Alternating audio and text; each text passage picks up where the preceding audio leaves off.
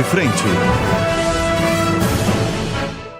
Olá, senhoras e senhores, coleguinhas e coligados. Eu sou Ricardo Ventura e esse aqui é o Linha de Frente. Aqui nós debatemos política, comportamento e o que mais aparecer de conchavos nas redes sociais. E antes de mais nada, está aqui no ponto aqui, dizendo que temos imagens de um furo de reportagem. Por favor, imagens. Paulo, tem que sair. Deixa o Paulo falar, eu acho que é inútil essa discussão, porque a gente vai descobrir daqui 10 dias. Daqui 10 dias a gente vai descobrir quem tá certo e quem tá errado.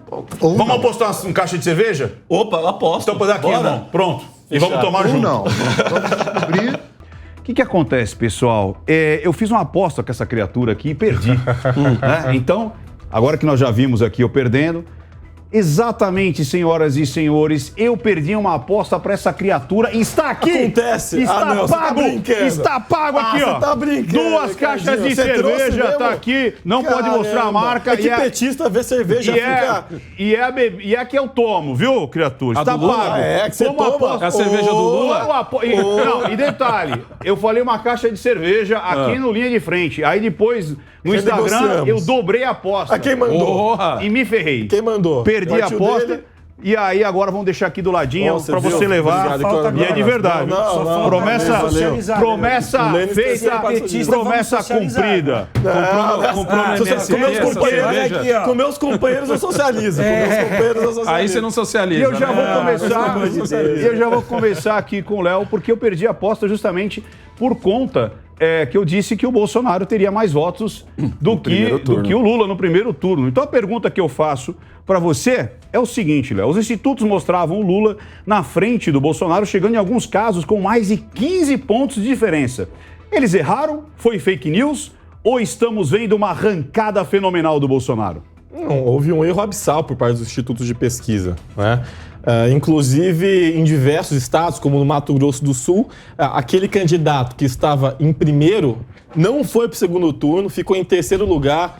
Na Bahia, o Jerônimo, candidato do PT, já apresentava uma tendência de crescimento, mas estava em segundo lugar e ele quase ganhou no primeiro turno, a Semineto ficou em segundo, e aí então eu estou demonstrando que existiu erro tanto à esquerda quanto ao candidato da direita, e os institutos de pesquisa erraram em diversos estados, em diversas regiões. Agora, em termos de presidência da República, o Lula, os institutos acabaram tendo uma certa assertividade, porque davam de 50% a 51% dos votos válidos. O candidato petista teve 48,5% dos votos válidos, portanto, dentro da margem de erro, 2 pontos para mais, 2 pontos para menos. A Simone Tebet, candidata do MDB, também teve um pouco mais de 4% dos votos válidos. As pesquisas também indicavam essa tendência, bem como o Ciro, com seus expressivos e humilhantes 3% de votos válidos, a pior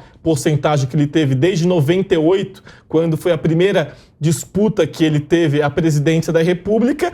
Agora, em relação ao candidato e presidente da República, Jair Bolsonaro, houve um erro bastante considerável no sentido em que as pesquisas indicavam de 36% a 37% dos votos válidos. As 33% a 34%. As últimas IPEC...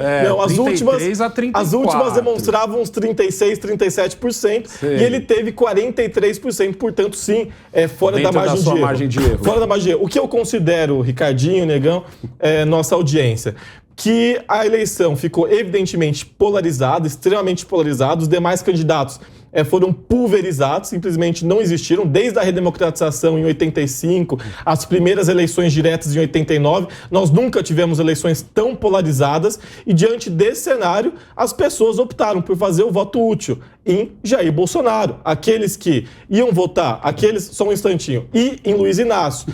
Os dois fizeram voto útil nos dois candidatos. Aqueles que iam votar no Ciro e na Simone, mas tinham uma tendência mais à esquerda, votaram no Lula. E aqueles que iam votar no Ciro e na Simone e tinham uma tendência mais à direita, votaram no Bolsonaro. E como várias pesquisas indicavam, inclusive em termos de eleitor do Ciro, 70% dos eleitores que votaram no Ciro no primeiro turno vão votar no Bolsonaro no segundo. Então, foi uma capilarização que o presidente Bolsonaro conseguiu fazer para a sua campanha ainda no primeiro turno, com o receio da volta. Ok, Leonardo, vou chamar você de Leonardo Leitão, né? Tipo Miriam Leitão. Tipo Miriam Leitão. Falou um monte de número pra cima, pra baixo, chamou o logaritmo, fez as regras dos 3... E eu quero um paninho. E passou meio que um pano aí e tal. Ou a voto útil. Negão, fake news, erraram ou o Bolsonaro tá numa subida aí ascendente? Fake news absurda, fake news ridícula, fake news que mudou um pouco do quadro da eleição. Nós estamos no Brasil, a gente sabe que muita gente vota. Eu vou votar naquele cara que já tá ganhando porque eu não quero perder o meu voto. Pelo amor de Deus. Gente, essas pesquisas eram feitas pagas por bancos. Só isso já faz você ter uma pulguinha atrás da orelha. As pesquisas reais mesmo, aquelas feitas pelos partidos, aquelas que custam bem mais e que você não sabe os resultados, essas sim, entendeu? A gente pode até botar um pouco de fé. Outra coisa, entrevistar 2.000 pessoas no Brasil, jura? Num universo de 150 milhões de pessoas que votam, não tem como. Sabe-se lá em qual lugar essas isso, sabe? Não, e a gente sendo... assim, tem o cara que vai falar agora... Porque agora você não é mais o negacionista da ciência. Até semana passada, você era... Se você falasse mal de pesquisas, Leonardo tá aqui de prova. Você é um negacionista, porque existe todo um método matemático, que são estatísticas. E você é bolsonarista, e você não nega a ciência. Tá. A questão não é negar a matemática. Ninguém aqui está negando as estatísticas. A questão é sempre como você faz essa pergunta. A questão é a pessoa que está atrás, que está marcando, a pessoa que segura a caneta ou que hoje tecla com o celular. Entendeu? Já foi filmado o cara que faz a pesquisa e ele não quer deixar você olhar onde ele está clicando. Entendeu? Então, tipo assim, e outras perguntas, são feitas muitas perguntas antes da pergunta principal, que deveria ser, irmão, você vai votar em quem? Certo? Ou então, sei lá, eu não sei em quem eu vou votar, não sei quem tá candidato. Aí você vai lá e dá um papel para essa pessoa com o nome de todo mundo e pergunta, você vai votar em quem? Porque esse é o país da loteria, onde você pega um volante da loto e escreve lá os números que você quer. Seria a mesma coisa, seria muito mais honesta. Mas não, a pesquisa ela é para manipular o mercado, ela é para manipular a favor de grandes emissoras, como a gente viu aí. E o pior de tudo é que muita gente, que a gente pensou até que era mais para poder enganar o povo, não é.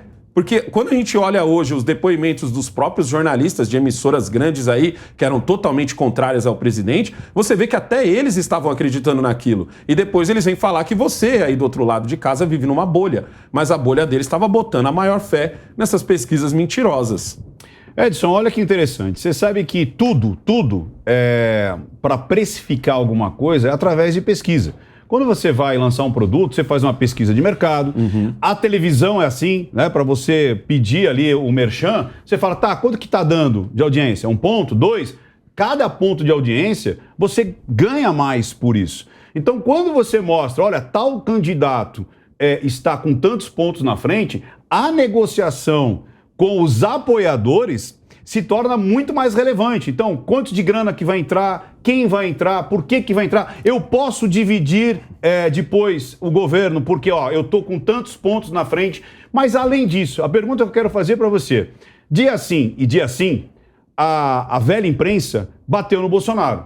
Genocida, corrupto, genocida, misógino, sexista e tudo mais. E não mostrava os feitos. Eu não vi nenhum feito do Bolsonaro sendo mostrado na mídia tradicional, a velha mídia. Ricardo, desculpa. Justiça seja feita aos veículos antigos. Eles mostravam alguns feitos. Tinha mas... Exatamente. Quando mostravam, vinha o advérbio de negação. Mas você acha que isso também interferiu para esses números de 56 Lula, 51 Bolsonaro? Não, evidentemente, porque, Ventura, amigos da mesa, e a audiência, obviamente, por trás desse instituto de pesquisa, existem pessoas extremamente inteligentes. E nós sabemos que, se nós destruímos o reputacional de quem está a concorrer, é natural que isso já faça com que a pessoa possa angariar menos votos. E outra coisa, se nós exaltarmos apenas um lado, é uma tendência neural que todo mundo seja compelido a votar em quem está na frente, porque nós gostamos de ganhar. O ser humano gosta de vencer. Efeito manada. Exatamente. Então é natural que o teu neurônio se espelhe no outro. Por exemplo, se um de nós aqui bocejarmos, é natural que o outro já tente imitá-lo. Então, Entendi. por esse motivo, eu creio que as pesquisas, elas não fizeram isso sem pensar. Eu queria acreditar que foi genuíno, que realmente as pesquisas realmente foram verdadeiras e foram sérias, mas os resultados mostraram ao contrário. Teve até um caso, o Léo falou de 2 casos aí, 2 estados, mas teve o caso também do Piauí. O Piauí, o candidato que levava séria vantagem de 30%, 40%, ele perdeu de lavada. Então foi algo até o contrário, inclusive favorecendo até o PT. Não sei se você percebeu isso, o governador do PT, ele perdia, o Wellington... Que foi senador, né? Exatamente, não, no caso não foi o Wellington Dias, no caso foi o Rafael Fonteles. O Rafael Fonteles, candidato a governador, ele estava mais ou menos com 20 pontos, e de repente, do nada, no dia da eleição, só que nós sabemos, a pesquisa anterior mostrava ele perdendo de lavada e ele ganhou de lavada. Foi até o contrário, favorecendo, inclusive, foi o único candidato do PT. Foi até ao contrário. Marcos, eu queria saber uma coisa interessante. O Edson falou do efeito manada, né? Ou, como muitas vezes acontecia, né? Há poucos anos atrás, a pessoa fala assim, não, eu vou votar no primeiro papel que eu achar na rua. Eu vi muita gente falar isso. Você acredita que as pessoas menos politizadas, porque o Brasil mostrou, depois a gente vai falar isso, né? Os números aí de Senado, deputados federais, governadores, mas as pessoas menos politizadas, ela olha a pesquisa para escolher o candidato dela? Não, de forma alguma. A pessoa que é menos politizada, ela realmente vai deixar para a última hora, vai fazer a sua escolha ali até com o santinho que está no chão. E eu acho que isso está diretamente ligado a esse grande problema que foi a questão das pesquisas. Como as pesquisas... E aí, assim, o Léo, ele traz os dados da última pesquisa, ou das 2 últimas pesquisas, que já estavam pelo menos se aproximando de uma realidade. Mas se a gente pega durante toda a campanha política, e a gente viu aí resultados de pesquisas que foram completamente díspares da realidade, esse é o grande ponto negativo do que aconteceu para chegar ao segundo turno. Eu acho que um ponto positivo nisso, que os mesmos institutos que erraram aí nos resultados, eles também se esqueceram de combinar muita coisa com o povo. Porque existe um povo muito grande que já estava decidido a votar no Bolsonaro e eles não contaram isso para ninguém. Não é? E a imprensa, essa velha imprensa militante, que, como você bem falou, Ventura, durante todo o tempo que o Bolsonaro esteve no governo, sempre criticou tudo que ele fazia, reprovando tudo e nunca trazendo as coisas importantes que o governo fazia pelo bem da população e do Brasil, não é? E isso acaba favorecendo, isso acaba trazendo uma indignação nas pessoas que acompanham as pesquisas e atrapalhando quem não lê pesquisa. E aí ela fica completamente atrapalhada. Se ela ouve na televisão, não é? No noticiário aí da velha imprensa, e um resultado, ela vai acreditar naquilo. Ela passa a acreditar naquilo. Então, o grande erro, não é, desses institutos colaborando para essa grande mentira aí, que eu acho que realmente pode ser chamada de mentira. Esses dados que a gente acabou conhecendo dos resultados das pesquisas, isso aí influencia diretamente na escolha do eleitorado que não está sintonizado com o dia a dia da política. Ele vai realmente se influenciar por aquilo que ele ouviu falar. Sim. Legal. Negão, eu vou ler uma situação aqui para você, uma provocação. Lula levantou pautas como legalizar o aborto, falou em censurar as redes sociais, relativizou o uso de drogas, relativizou o roubo de celular, relativizou o sequestro, relativizou os princípios de família, fé, sacerdócio e teve 56 milhões de votos. Temos um povo que não se importa, que pactua com isso? Não, muito pelo contrário. A questão é, uma coisa que eu sempre falo é o seguinte, uma coisa é o cara que vota no PT, certo? É o cara que vota 13. Esse cara vai com a colinha lá, com o nome Lula, Haddad, provavelmente Guilherme Boulos e outros para senador, sei lá, Humberto Costa, certo? Outra coisa muito diferente, e eu acho que é 90%, é o cara que vota no Lula. Entendeu? O Lula só vem pregando para militante. Eu não sei se é porque o Lula não saiu pra rua, diferente do Bolsonaro, que foi à rua, que enfrentou não só o cara que gosta dele, como também o cara que vai a ele, como também o cara que xinga. O Lula não. O Lula resolveu se fechar pregando para militante. Então, para militante, ele vai pregar tudo isso. Ele vai pregar aborto, para o militante ele vai falar de drogas, para o militante, porque é o militante do PT, é isso. O militante mesmo de esquerda, ele é isso, ele quer ouvir essas pautas. São as pautas que ele defende, são as pautas que a esquerda fica fomentando ali o tempo todo. Mas o eleitor de verdade do Lula mesmo, que é a maioria, que não é o cara que vota PT, é o cara que tem uma memória afetiva do Lula, o Lula não falou pra esse cara. A Janja, a esposa dele, então, nem se fala. A Janja pregou total pra militante. Tanto que eu até tenho uma teoria de que a esposa do Bolsonaro alcançou muito mais esse eleitor, essa eleitora, vamos dizer assim, que vota no Lula do que a própria Janja.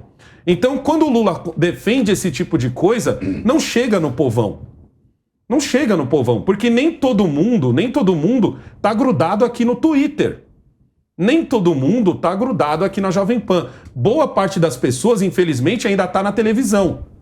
Na televisão, o Lula é vendido como o cara mais legal do mundo. A televisão escondeu do povo o fato dele ter falado que o cara rouba um celular para comprar uma cervejinha. A televisão escondeu do povo o dia em que ele estava falando sobre drogas. Muito pelo contrário, ainda disse que ele deu uma escorregada.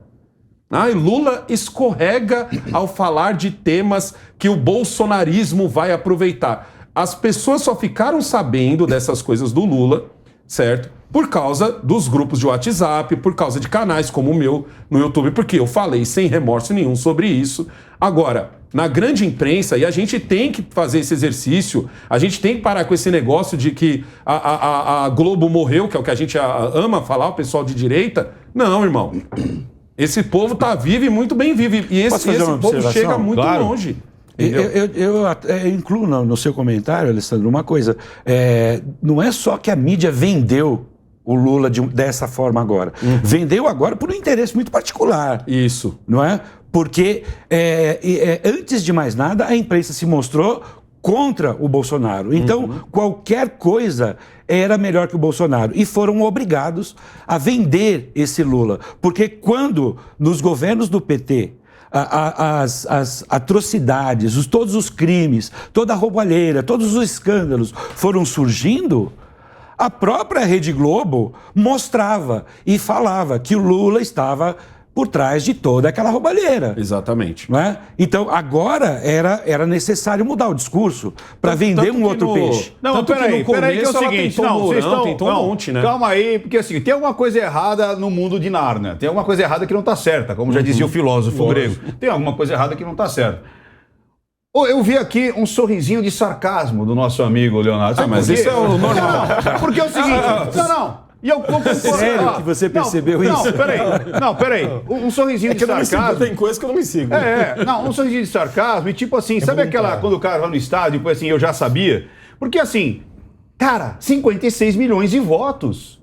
Então, o que fez as pessoas votarem no Lula?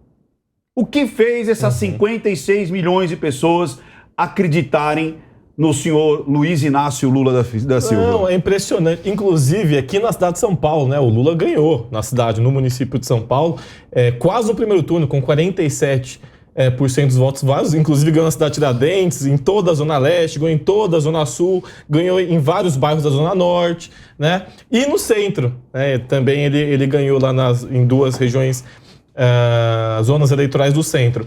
E é o que eu sempre disse aqui, em diversos programas. Não, mas eu ando na rua e o povo tá clamando por Bolsonaro, né? Não, eu falei, tudo bem, ok, ele tem sim muitos eleitores, demonstrou isso nessas eleições, mas não é assim que funciona, né? A Dona Maria, o seu José, lá do fundão da Tiradentes, de Guaianazes... Isso, por que a Dona Maria votou no Lula? Isso eu quero saber. Ela votou porque ela sabe o que é ter um filho preto e periférico, entrar numa universidade por conta do ProUni. Ela votou porque ela sabe o que era passar fome e ter algum tipo de auxílio, sim, por parte do governo para poder ao menos comer. Ela votou porque ela viu, em 8 anos de governo, poder comprar uma geladeira, poder comprar um micro-ondas. Por isso que ela votou. Por isso que ela votou. Por isso que ela votou. Quando você fala isso, você ofende quem mora na periferia. Só que por que ofende, esse pessoal todo não via, simplesmente não via não essa pode realidade. Falar assim. Quando você fala isso, você ofende. Por quê, né?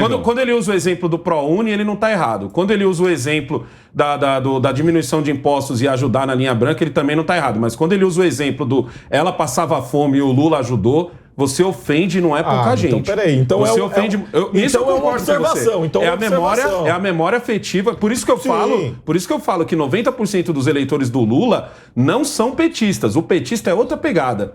Entendeu? Eu entendo essa memória afetiva, eu entendo essa memória afetiva do Leonardo e eu assino embaixo. Isso rolou mesmo, entendeu? Outra coisa também, uma coisa que eu acho que o pessoal da direita erra e erra feio, é só falar sobre o bendito comunismo, sobre o bendito Foro de São Paulo. Quando, irmão, tu tá entrando num supermercado hoje, entendeu? E tu tá deixando R$100 e tá voltando com 2 sacolas.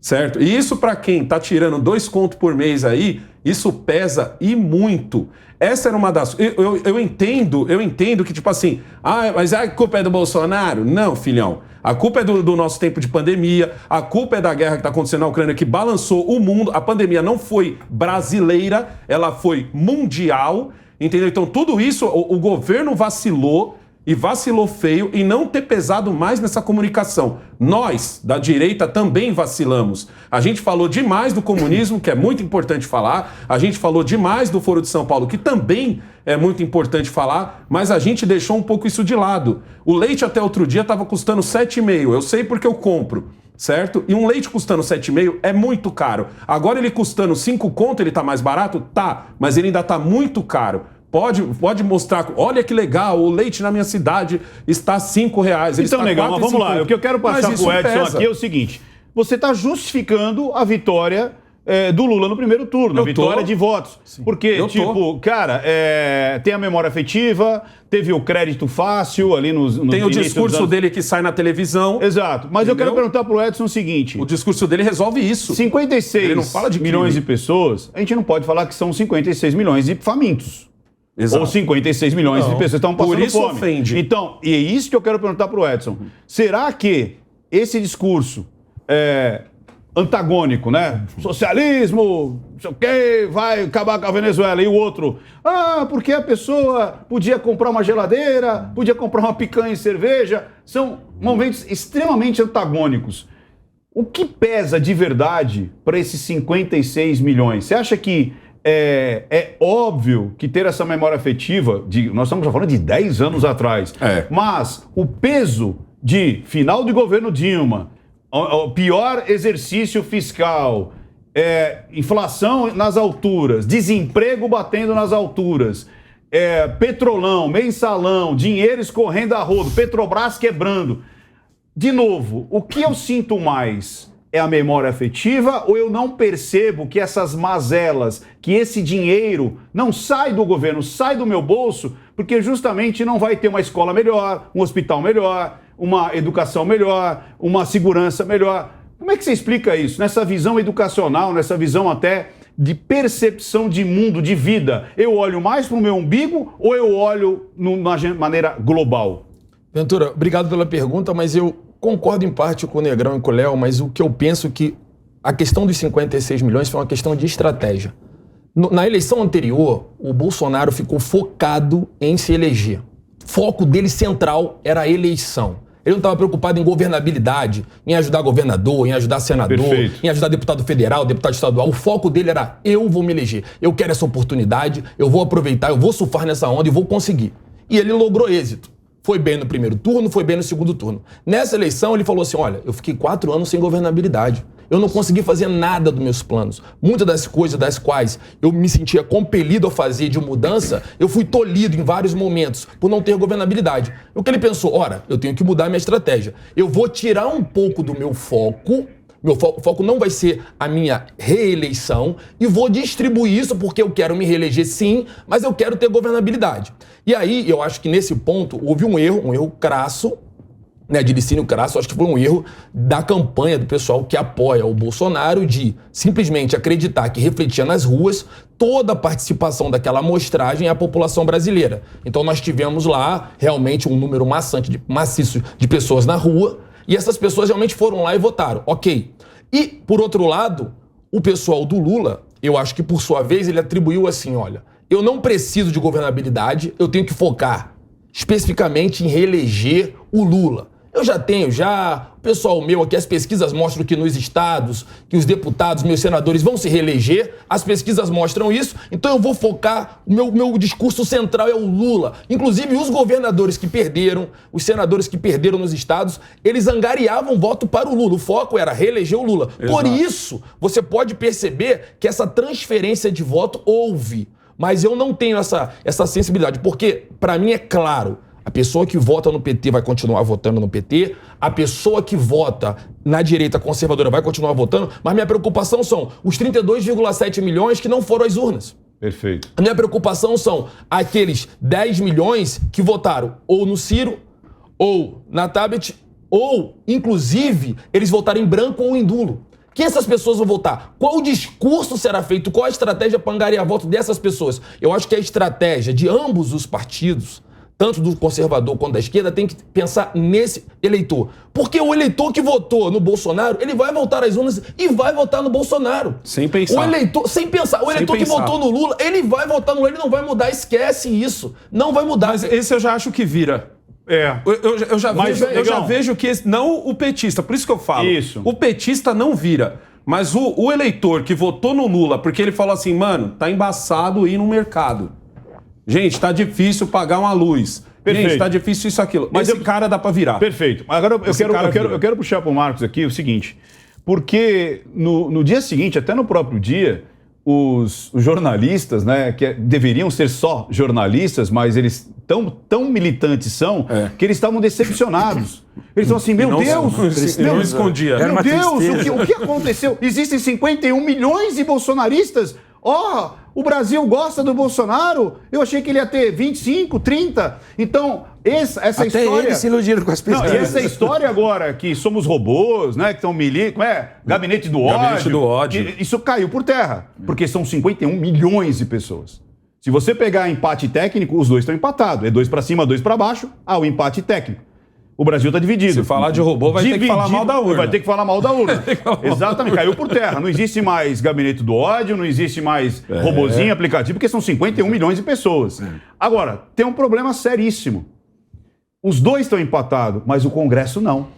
Exatamente. O Congresso está com 273 deputados federais na base. Faz muita diferença. 14 senadores e 8 governadores. E agora? Isso faz como é que diferença. Fica? No Congresso, o Bolsonaro venceu. Como é que fica agora? Eu quero começar discordando assim, muito pouco do que você falou, porque assim, eu não acho exatamente que o Bolsonaro, na primeira eleição, ele tenha se preocupado somente em se eleger. E eu acho que ele tinha um plano. Tanto que, dentro desse plano, incluía a indicação de um ministério técnico, como ele sempre falou. Então, nós tivemos vários ministros que sabiam como fazer gestão de negócio, como estar à frente de um ministério e trazer resultados. Tanto que no primeiro ano do governo Bolsonaro, os resultados foram bastante positivos. A gente começava a acompanhar uma linha de melhora e de crescimento do país. Não é? Nós tivemos uma reforma, que foi a reforma da Previdência, que isso custou bastante dinheiro, já poderia ter sido feita até antes do governo Temer, mas foi conquistada no governo Bolsonaro e foi bastante positiva. Isso traçou um rumo diferente para o Brasil. Marcos, me perdoa, porque assim, você entendeu mal o que eu falei. O Bolsonaro, ele focou em se eleger, sobretudo porque muitos dos candidatos que concorriam ao Senado, ao deputado, eles não coadunavam com os pensamentos do Bolsonaro. Ele não quis realmente. Ele teve possibilidade de foco, porque ele não encontrava braço para fazer, no caso, toda uma organização para ter esse congresso pujante. Entendo. Então, e a opção realmente, desde o começo, eles sim, queriam um governo científico. Não, eu entendi. Eu acho que até uma primeira vista, uma primeira impressão, assim, quando ele vai para a rua para fazer a campanha, que inclusive foi interrompida com uma facada, infelizmente, não é? Sim. Pode passar essa impressão, realmente, que ele só estava pensando na eleição. Mas ele fez de tudo para criar um plano de governo e esse plano se mostrou num ministério técnico e resultados nós tivemos positivos, não é? Isso foi quebrado, infelizmente, por uma pandemia, não é? Que realmente foi mundial, foi um estrago mundial, não é? E com todas as dificuldades, mesmo surgindo guerra logo na sequência, os resultados do Brasil na economia, nos negócios, também foram positivos. A própria imprensa internacional começou a apontar o Brasil como um país que estava diferente de tudo. E hoje os dados estão aí, com a inflação caindo, com o PIB crescendo, vários fatores positivos, vários negócios fechados pelo Brasil, não é? Então, eu acho que isso aí é um indicativo de que o plano do Bolsonaro para agora o segundo turno, ou para o próximo governo, é mostrar justamente uma continuidade daquilo que ele já propôs. É o seguinte, o Edson mostrou que tivemos erros e acertos, tanto na estratégia de um como na de outro. Eu queria falar um negócio para você. Entender a linguagem silenciosa traz muito mais benefícios do que apenas descobrir se uma pessoa está mentindo ou não. E muita gente me pergunta, Ricardo, como eu posso usar isso ao meu favor? Eu comecei a tentar a conhecer melhor as pessoas há mais de 30 anos, pois eu trabalhava com comércio e eu precisava aumentar as minhas vendas para me sustentar. O que eu fiz? Eu juntei toda essa experiência que eu acumulei no meu curso Engenharia da Persuasão, a linguagem silenciosa das vendas. Você vai aprender em 7 módulos tudo sobre negociação, gatilhos mentais, prospecção e outros temas importantíssimos para se tornar um expert nas vendas. Você verá a transformação que esse curso vai causar nas suas vendas, como já causou nas vidas de milhares de alunos. Acesse agora mesmo niucursos.com.br, N-I-U, cursos.com.br, para fazer a sua inscrição. E se você utilizar o cupom NIU25, vai ganhar 25% de desconto. Esse será o primeiro passo para você vencer os seus concorrentes. Existem sinais que os grandes negociadores escondem as 7 chaves, mas eu vou revelar cada um deles. Pare de ser apenas um vendedor, seja o vendedor. Aprenda comigo no curso Engenharia da Persuasão, a linguagem silenciosa das vendas. Acesse niucursos.com.br, niucursos.com.br. Aprenda a vender qualquer coisa para qualquer pessoa.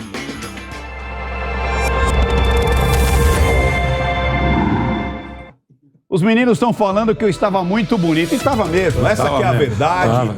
E o curso está mais bonito ainda, então aproveite. Senhor Leonardo. Sou eu. Seguinte, você sabe a história do Titanic? Eu vi um filme algumas vezes, mas faz anos. Sabe por que ele afundou? Ele bateu no iceberg. Porque ele estava em alta velocidade numa área de icebergs. E daí não deu para desviar. Ele era o navio mais seguro do mundo, mais moderno do mundo, primeira viagem, só que ele acabou indo com muita velocidade e aí não deu tempo de desviar. E parece que isso está acontecendo na política brasileira. Como disse aqui o Edson, algumas pessoas miraram um iceberg e esqueceram do outro. O outro mirou o outro iceberg e esqueceu do outro. O que eu quero perguntar para você, o que tanto a esquerda quanto a direita, ou se você quiser falar mais a esquerda, quais são as prioridades agora que o Lula deveria ter ou a esquerda deveria ter para ter mais êxito no segundo turno? Interessante isso, Ricardo, porque no dia da votação, no dia 2, eu acompanhei lá junto no Hotel Jaraguá com toda a equipe de campanha do presidente Lula. Olha! Meu nome estava na lista lá. Tava na lista lá. A carteirada do L. Deu carteirada. Não, calma aí. Não, ele fez assim, ó. Meu nome estava na lista. Não, estava na lista. O que eu vou dizer, o problema é ter orgulho disso. Não, o que eu vou trazer é furo. Eu vou trazer furo mesmo, o que eu ouvi de lá, tá? Não foi aqui, não. Inclusive, o Bolsonaro estava em primeiro, né, na apuração, porque estava primeiro passando pelo Centro-Oeste, pelo Sudeste, pelo Sul, e aí conforme foi subindo para Minas, Nordeste e Norte, deu aquela virada do Lula. E aí, nesse momento... Ficou uma hora sem ter voto, mas tudo bem. Não vem com esses questionamentos, que vocês elegeram um monte. Não vem com essas coisas de urna agora, não. E aí, algo que eu vi muito lá nesse sentido, e algo que eu discuto também com vários companheiros e vários colegas de partido de esquerda, de movimentos sociais, dentro da universidade, que é justamente esse voto neopentecostal. esse voto evangélico. Porque é muito curioso, né? A maior parte das pessoas, das mulheres pretas e pobres, são evangélicas. Isso é um dado muito curioso. E são mulheres que votam no Bolsonaro única e estritamente por questões morais. Então, e é algo que é uma questão muito forte. Que é uma questão muito forte para o nosso povo e é algo que eu sempre trouxe aqui. Eu sempre fui uma voz dissonante no campo da esquerda quando eu alertava a respeito disso. Essas pautas difusas, puramente identitárias, não trazem voto. Não trazem voto. E mais do que isso, elas afastam as pessoas. Então, do ponto de vista estratégico, o que eu avalio é que propostas, neste momento, não vai angariar muitos votos. Peraí, eu não entendi. Você falou assim... falando que tem que esconder o PT. Você acabou de falar do PT. Não, você falou assim, pautas exclusivamente identitárias não trazem voto. Não trazem voto e afastam as pessoas. Do ponto de vista eleitoral, fazer uma análise eleitoral. Quando fica falando, como você mesmo fala, a mulher eleitoral. Preta, periférica, pobre... isso não atrai voto. Mas você falou que isso atrai voto, porque são essas pessoas que Ricardo, falam da geladeira. Falar sobre essas questões econômicas e sociais traz voto. Agora, entrar na seara de aborto, entrar na seara de maconha, primeiro, que isso não é nem pauta do governo federal, isso é pauta do Congresso Nacional. Ontem, inclusive, o Geraldo Alckmin, vice na chapa do PT, já disse que ele é contra o aborto, que o Lula é contra o aborto, que isso é uma falácia. Não tem vídeo. E uma série... Não, isso é uma falácia. Ele ficou 8 anos como presidente e não mudou uma única lei, tá? Até porque não é tarefa do governo, isso é tarefa do Congresso Nacional. Mas é ele que sanciona o veto no final. Isso é tarefa do Congresso Nacional. O Lula nunca mudou absolutamente nada nesse sentido e nem estimulou os seus parlamentares, a sua base, a fazê-lo. Mas na campanha agora ele falou que sim. Vamos ter que ver essa questão do aborto para legalizar. Não, o aborto é uma questão de saúde pública, né? Agora, depende. O aborto é uma questão de saúde pública. No sentido de violência, sim. No sentido de você escolher quem vai viver e vai morrer por simplesmente eu querer, é outra história. Aí é eugenia. Aí é uma seara aí é eugenia, é outra história. Aí é uma seara muito científica, médica. Não é muito simples. Não, cara, é muito simples. A mulher que sofre o aborto, o estupro, já tem lei para isso. Sim, a mulher que está sofrendo vida, correndo risco de vida, já tem lei para isso. O problema, o Lula foi bem claro, ele diz assim, porque a mulher pobre vai catar a coisa ali e ficar embaixo ali. É mais uma coisa que a rica vai para a Europa. Pessoal. Ou seja, mais uma ofensa. Poxa, tá dizendo que na periferia ninguém quer matar bebês. Na periferia, quando você faz besteira, você assume. Quando você faz um filho antes da hora, você assume. Na periferia, o aborto nem é... Vamos trazer peraí, Negão. Eu acho que não é a periferia. Pessoas de bem fazem isso. Não se troca nem ideia. Independente se é porque ele vende que é a periferia. Pobre. O argumento do pessoal a favor de aborto é porque é o seguinte, a mulher preta e pobre da periferia tá fazendo aborto na garagem. Tá fazendo aborto na garagem. Não, é exatamente o contrário. Quando a gente faz a besteira, quando a gente faz o filho antes da hora, a gente cria. E quando a gente não cria, a família ajuda a criar. Vou dar um exemplo. Aquele pai que deu linha, que não quer assumir a criança, eu te garanto que às vezes até a família dele ajuda. Agora, ninguém chega às vezes até numa menor, ou então numa mais velha, ninguém chega e diz assim, e aí, o que você acha de abortar? Eu conheço alguém que aborta. Não, isso é coisa de playboy. Isso é coisa que aqui a Dondoca não tá afim de ir lá para outros países que tá flexibilizado, aí ela quer fazer isso aqui no Brasil. Mas esquece, esse papo de vender que isso é coisa de periferia, isso é a maior mentira do mundo.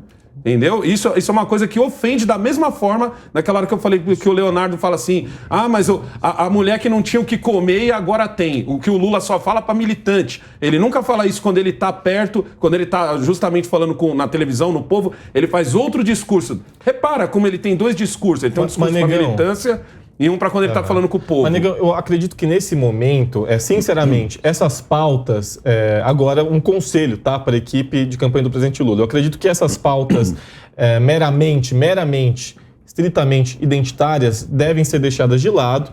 É preciso falar sobre emprego, é preciso falar sobre a crise sanitária, é preciso falar sobre esses temas que a gente sabe que são o calcanhar de Aquiles do presidente Bolsonaro. E em relação à equipe de campanha do presidente Bolsonaro, eu acredito que em termos de propostas, não é o grande forte. Agora, essas bases que ele vem firmando são extremamente importantes, seja em Minas, seja aqui em São Paulo, seja no Rio de Janeiro, que são os três principais colégios eleitorais. O voto daquele cara que só vota Lula, não vota PT. É onde eu falo que é onde ele vira o voto. Sim, o Lula é maior que o PT. Isso, é onde eu falo que ele vira o voto. E esse é o ponto. O Lula é maior que o PT. Eu conheço uma... Inclusive, isso representa a dissonância que tem em vários colégios eleitorais, como Minas Gerais, onde o Romeu Zema, liberal do Novo, venceu a eleição e o Lula também venceu a eleição. E o deputado mais votado do Brasil, tanto estadual quanto federal, saiu de lá também. Saíram de lá, bolsonaristas, e o Lula venceu senador em Minas. também. E o Lula venceu em Minas. Por quê? Porque essa questão ideológica, ela é superada pela grande massa do nosso povo. Isso é uma discussão de nós que estamos aqui na mesa, na Jovem Pan, discutindo de forma civilizada a respeito de ideologia. Agora, para o nosso povo, existe uma grande contradição nesse sentido, do aspecto ideológico. O Edson tá dando chute em mim aqui embaixo da mesa, não tô aguentando mais, entendeu? Então, por favor, Edson, fale, porque senão eu vou perder minha canela. Não, primeiramente, essas pautas identitárias, elas são muito utilizadas até para que você extrapole o patos, né, que é da triangulação da retórica aristotélica, você usa para mexer com o emocional, ou deixar a pessoa feliz ou com ódio. Mas ela estimula mais o ódio do que a felicidade. Então ela mais repele do que vai angariar votos.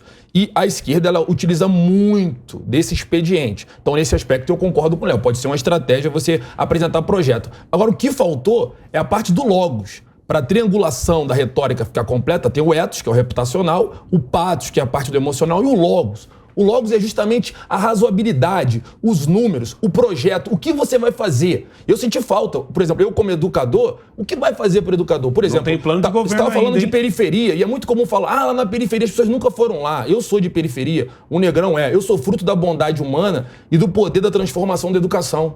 Então eu sei o quanto é impactante um projeto educacional dentro de uma periferia. Quanto você pode pegar uma pessoa e realmente torná-la apta à ascensão. Não, eu acho que cuidar da profilaxia. Não simplesmente falar, vamos pegar e vamos botar um negrão aqui que vai resolver o problema, que é o caso da cota racial. Você vai botar um negrão que vai resolver o problema. Tudo bem, talvez pode até... o problema dele. Nós vamos falar da cota daqui a pouquinho. Sim, não, deixa eu só concluir, perdão.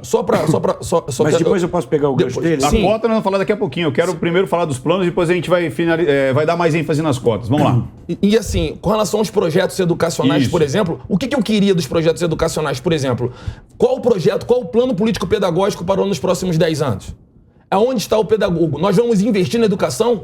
Nós vamos realmente contribuir para que a pedagoga, que faz 2,6 milhões de educadoras no país, elas possam ter orgulho de dizer, olha, eu tenho condições de realizar meus sonhos, de garantir um mínimo aqui dentro do meu lar. Ela ter orgulho de dizer, olha, eu sou bem remunerada, porque ela faz o sacerdócio do seu ofício já mesmo sem receber. Ela é apaixonada pelo próximo. Mas qual é o plano para essa pessoa? E detalhe, o governo se engana, os presidenciáveis se enganam quando pensa que vai falar com 2,6 milhões. A gente está falando que são professores. Professores, ele é um cara que é persuasivo, ele leva a voto, ele vai angariar voto além dele, porque tem pessoas que perguntam... Você viu o aumento lá dos 30%? Em alguns lugares sequer houve, mas os 30% ele não compensa o legado negativo federal, dos últimos 30 anos. Nem sequer chegou. E não compensa o legado negativo dos últimos 30 anos. E depois não é só isso. É isso que eu quero perguntar. Eu quero fazer um prólogo para você e você entrar nessa seara aí, porque a gente está falando de plano. Muito interessante, e não tem como não falar, porque um lado falou que não vai mostrar o plano. Tipo, confia. O plano a gente não vai mostrar, só depois que eu ganhar. O Lula disse exatamente isso. Ele já deu sinais de quais são os planos. Depois que eu ganhar, eu vou mostrar o plano. O outro lado já disse que o plano já está em curso. Você vê lá o Guedes falando que é o seguinte, não houve nenhum escândalo de corrupção, as estatais estão dando lucro, a inflação está em queda, o desemprego está em queda, a economia vem sendo crescendo e vem sendo cada vez mais as estatísticas com as previsões para cima, e o Brasil está sendo procurado por investidores estrangeiros. Como é que você vê a situação? Um diz, eu não vou mostrar o plano, e o outro está dizendo, não, o plano já está em curso. E aí? Para não ser repetitivo, eu acho que em relação ao Bolsonaro, ele tem em mente, imagino que ele tem em mente, seguir com os planos iniciais, desde a primeira eleição, que de alguma forma vinham dando certo, e agora ele vai aprimorar.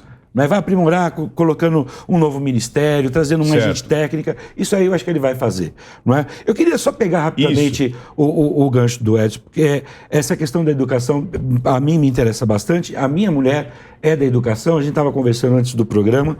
Ela fez o mestrado dela num assunto muito interessante, que é a esperança. Ela é coordenadora pedagógica de uma escola pública que fica vizinha ao Paraisópolis. Eu moro ali no Morumbi, ela trabalha ali pertinho de casa, numa escola do lado de Paraisópolis. Quando ela começou a fazer o estudo dela, o trabalho dela de conclusão do mestrado, a esperança era uma coisa para os alunos. Era realmente o sentido de querer algo a partir dali. Porque a escola tinha um fundamento, tinha uma necessidade, tinha um propósito. As crianças iam para a escola na tentativa de aprender e tinha aquilo como um refúgio. Mais uma vez, para não ser repetitivo, quando chega a pandemia, isso acabou com tudo. Acabou. Porque as crianças ficaram proibidas de ir para a escola, ficaram trancadas dentro de casa. Isso quando a gente sabe que o presidente Bolsonaro era contra, não é? Ele sempre falou abertamente que as crianças deveriam ir para a escola, porque seria um ponto negativo na curva aí do aprendizado, que já é ruim, não é? Historicamente no Brasil, mas seria muito pior. Agora, a consequência disso foi ainda mais catastrófica, porque o que minha mulher me conta? Que essas crianças voltaram agora para a sala de aula, elas perderam essa esperança, elas ficaram mais violentas. E por quê? Porque passaram a sofrer violência doméstica. Elas apanhavam dentro de casa e sofriam abuso sexual do pai, da mãe, do tio, do irmão, de todo mundo. Sabe, o que isso resultou? As crianças vão para a escola, ficaram violentas, depredando o patrimônio que é delas, não é? E muitos cometeram suicídio. Isso é um absurdo. Aumentou bastante, depressão e suicídio. Depressão. E, mais uma vez, Ventura, a gente lembra, o Bolsonaro foi o primeiro a falar que isso aí vai trazer problemas mentais. Ele falou de depressão. Depressão, e a imprensa tirou, suicídio. Sem comprovação, Bolsonaro diz isso. Era sempre assim, né, o discurso da imprensa. E realmente essas coisas aconteceram. Eu não estou falando que eu ouvi falar só, eu vi isso. Que minha mulher tá lá na escola e ela chega em casa e me conta. Não, isso não é sem comprovação, isso é... Eu vou explicar uma coisa pra ti. A gente, por empirismo, pode deduzir coisas. Então, se der uma ventania, você não pode dizer se a bandeira vai para a direita ou para a esquerda. Mas você pode afirmar, essa bandeira vai se mexer. Então, você não precisa de ter comprovação para os outros, não vai conseguir ter argumento para nada.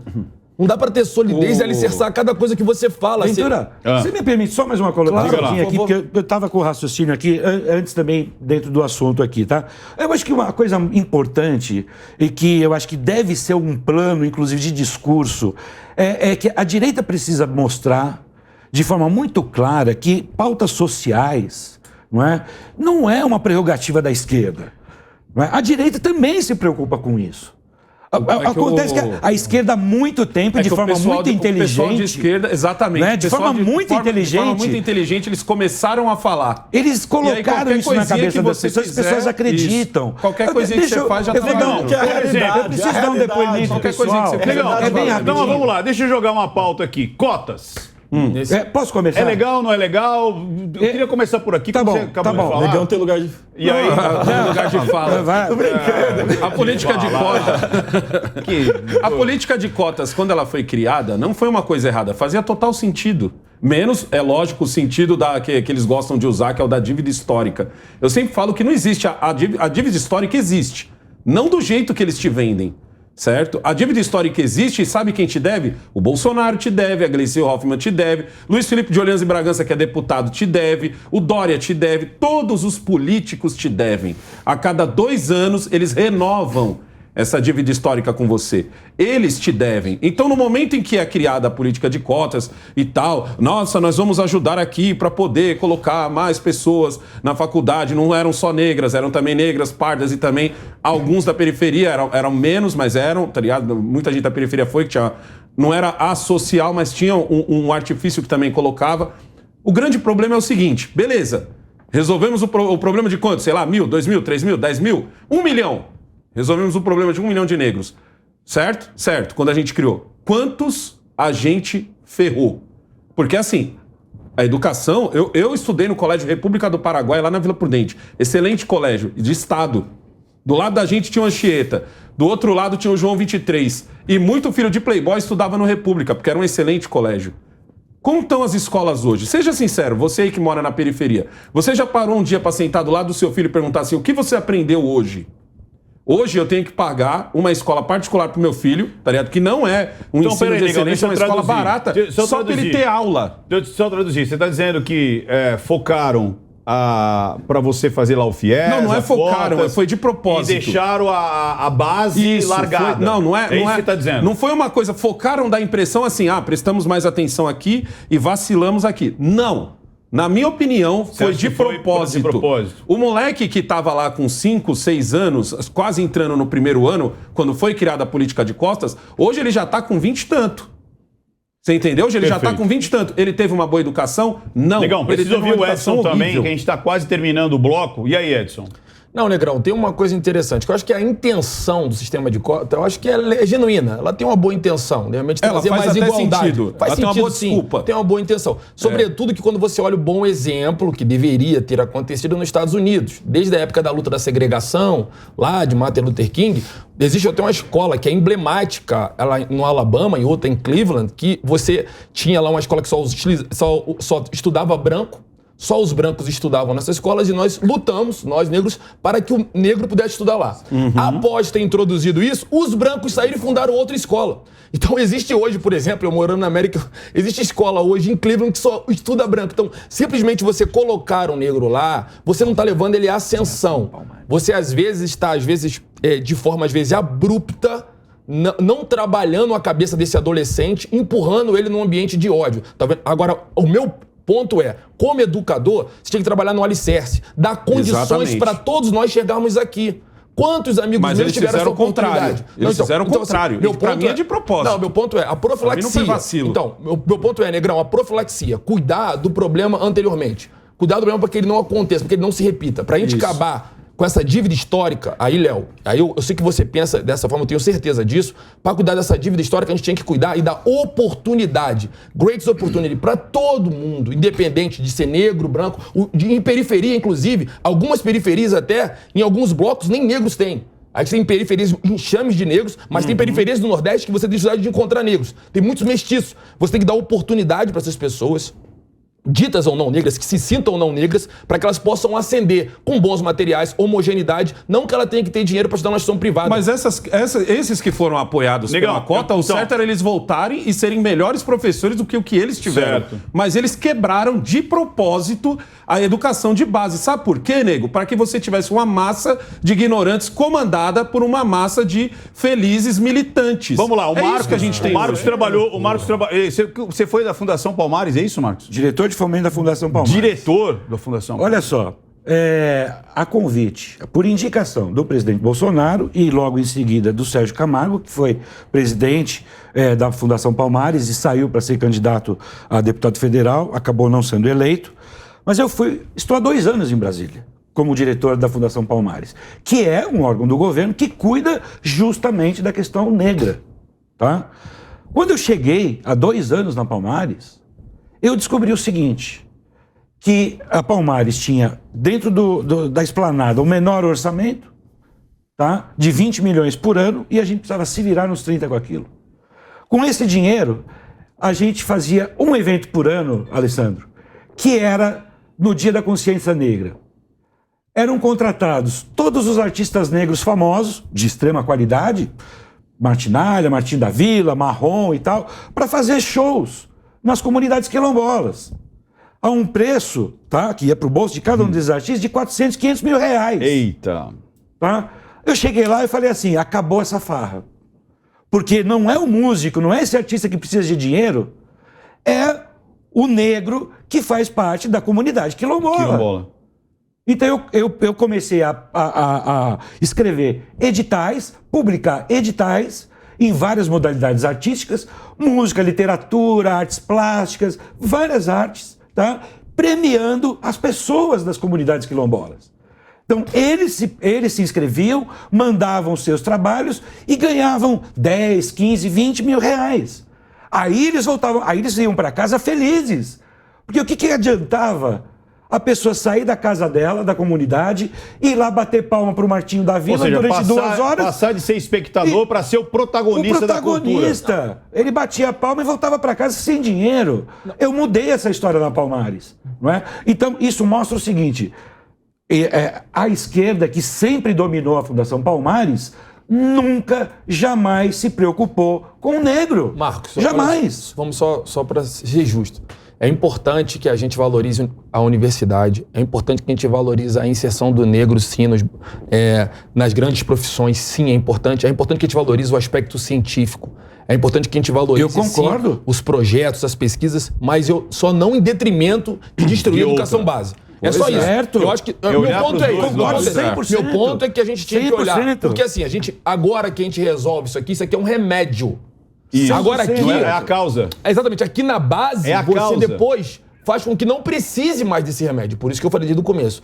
É na profilaxia. 100%. Não adianta você... Ventura, olha só que coisa, tá? Que eu me lembrei agora. Eu desenvolvi um edital lá na Palmares que se chamava Palmares Tech.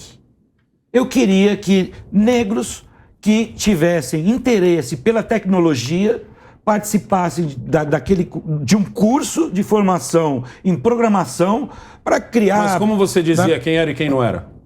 Por exemplo, Leonardo, ele é negro? É uma boa pergunta. A lei determina que se a pessoa se considera negra, a gente aceita. Tá vendo? Aí onde eu já vejo os candidatos que foram eleitos e eles eram negros, você vai ver todo mundo é branco. Eu não concordo.